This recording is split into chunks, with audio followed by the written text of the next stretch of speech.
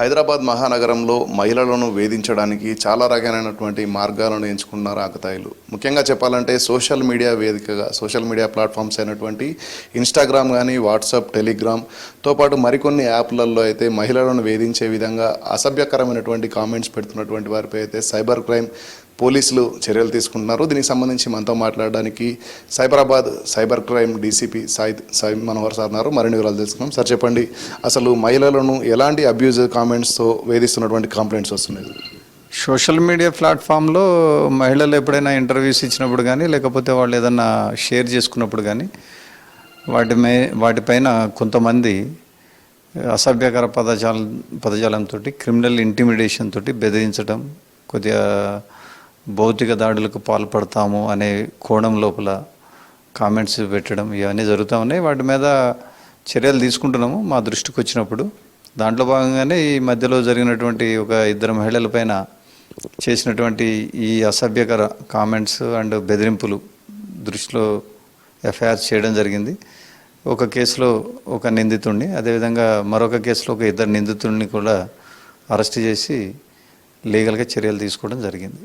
Sir, మనకు ముఖ్యంగా Cyberabad commissionerate అంటేనే ఎక్కువగా ఐటీ ఎంప్లాయీస్ ఉంటారు. సో మ్యాక్సిమం ఉండేటువంటి కమ్యూనికేషన్ అంతా కూడా వాట్సాప్ లేదా ఇన్స్టాగ్రామ్ ఇలాంటి కొన్ని సోషల్ యాక్టివిటీకి సంబంధించినటువంటి గ్రూప్స్లో జరుగుతూ ఉంటాయి కదా. దీన్ని పర్సనల్గా తీసుకొని ఎవరైనా బాధించబడి పిటిషన్స్ ఏమన్నా వచ్చాయా సార్?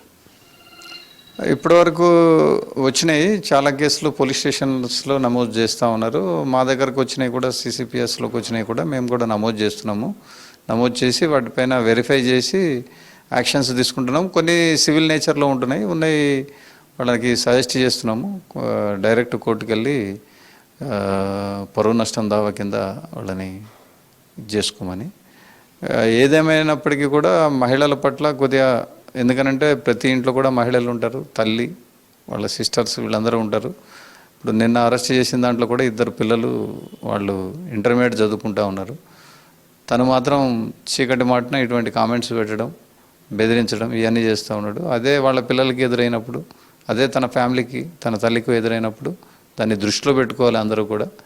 కాబట్టి సభ్య సమాజంలో మీరు సభ్యతగా ఉంటున్నారు, కానీ చీకటి ప్రపంచాన్ని అనుకొని ఈ నేను దొరకను, నేను ఎవరో తెలియదు అనే కోడ్ వర్డ్లో ఇవన్నీ పెట్టడం మాత్రం కరెక్ట్ కాదు.